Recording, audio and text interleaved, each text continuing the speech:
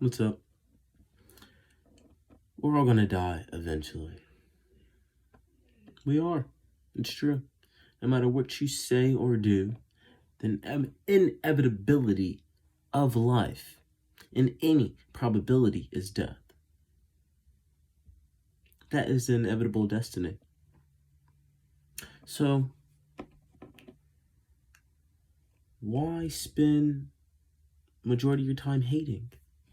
Why spend majority of your time thinking about death? You know what I'm saying?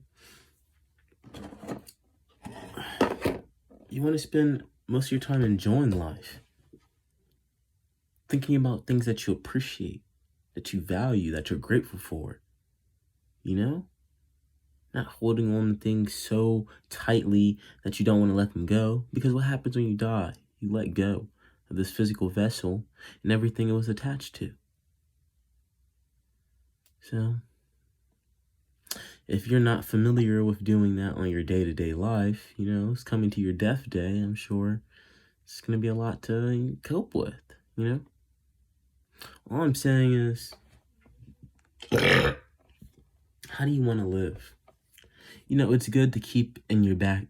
It's good to keep in the back of your mind. I know what I said, you don't want to always think about dying, but it is good to keep in the back of your mind, like, we're all going to expire at some point. So you need to enjoy your time with the people that surround you, that you can relate to, that you can experience life with. You know what I'm saying? That's the sacrifice of life, especially when you're going for something like success can be defined in many different ways, but external representation of success, which means like legacy, like fame and generational wealth, right? Something I'm going for. So I'm going to use myself as an example. So sometimes I do sacrifice being around other people, like my family members, or having friends, even for that matter. It's just, there's a difference in direction. It's nothing against the individual and the experience that we share together. I honor those experiences and those memories, but I am not going to be lost in them. I know how to let go if it doesn't serve me. You know what I'm saying? See, here's the thing. If we all die, which is inevitable, how do you want to spend your time while you're alive? Do you want to be somewhere where you're not valued? Do you want to keep giving your value to people that don't appreciate it? You know what I'm saying? These are things that you need to ask yourself. You know what I'm saying? So, and this is what I'm saying.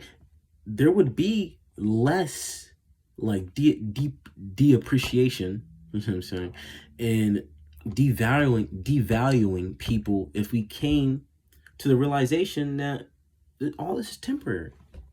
Nothing lasts forever. Even the experience that you share with someone, a conversation, that doesn't last forever. So what are you getting so clung up about what they're saying to you? You get what I'm saying? Or what's, you know what I'm saying? Like, why are you holding on to these things and allowing it to emotionally charge you enough to the point where you're projecting anger or hatred or jealousy or envy? You get what I'm saying?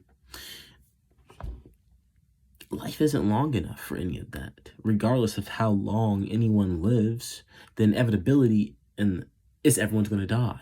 So how do you want to live your life? Do you want to live your life being a bitter, nasty person, always wanting to hate and be jealous and envious of someone? Or are you going to be a person that likes to celebrate other people's successes?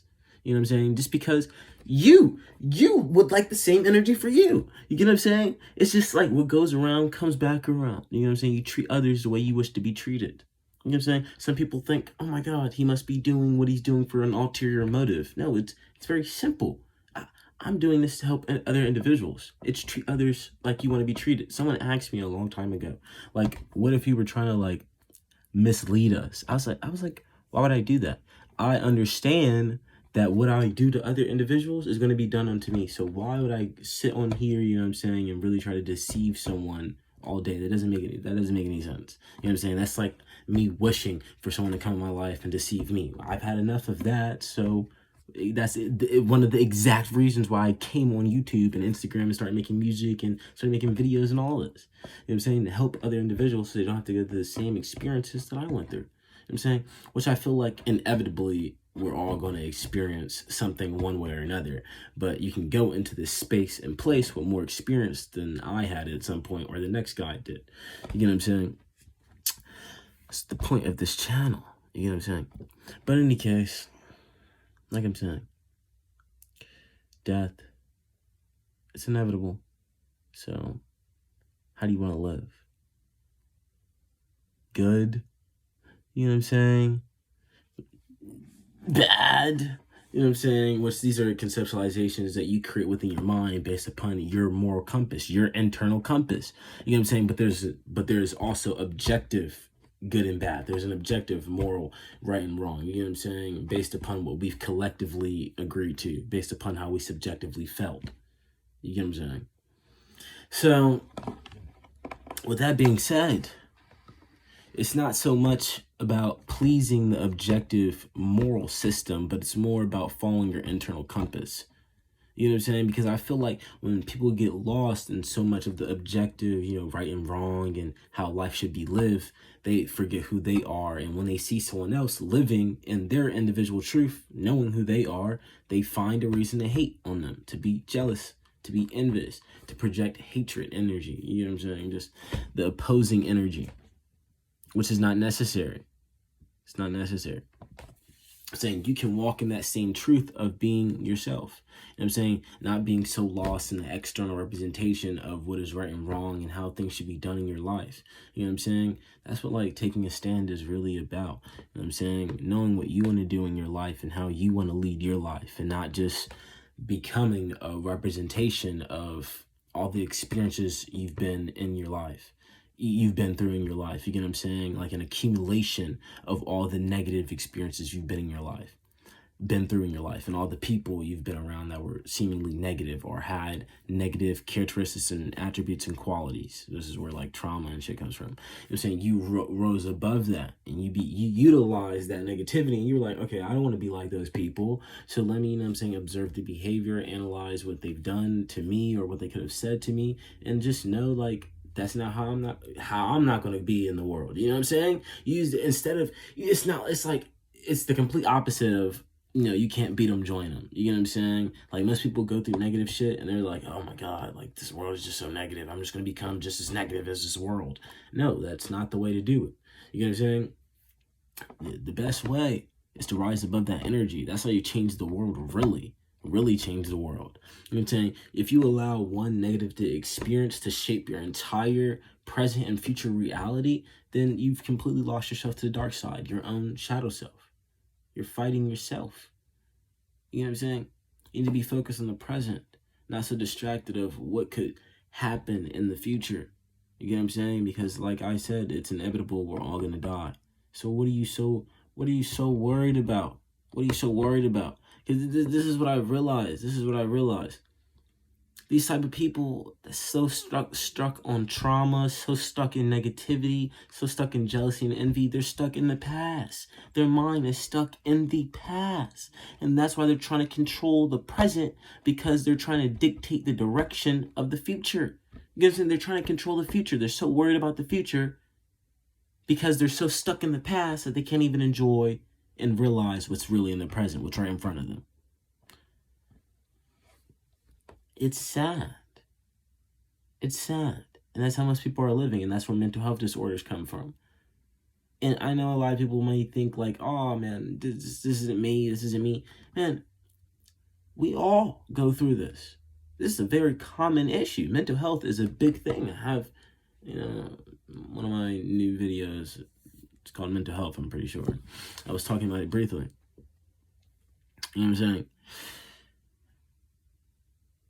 You got to be able to process your experience while it's happening. You know what I'm saying? Analyze, what are you saying? What are you doing? And what's being said to you? You know what I'm saying? And how it's being said. And really, like, analyzing it. Not just, like, picking and choosing what you want to hear based upon where you're at mentally. Like I said, just in the past. Thinking about referencing everything that's happening in the present to the past. And then that's going to dictate how you react and respond. And then it just destroys the future. You're like trying to control the future because you're afraid of what happened to you in the past repeating itself. But all you're doing is destroying your future outcome over and over and over again, because your present moment is never truly experienced the totality that it should be. You're not really truly experiencing the present moment. That's basically what I'm trying to say. You know what I'm saying? So yeah, that's like bad luck. That's where the whole luck concept comes from. It's a mentality. It's mentality based. You know what I'm saying? They're like, oh man, why do so many good things happen to this guy?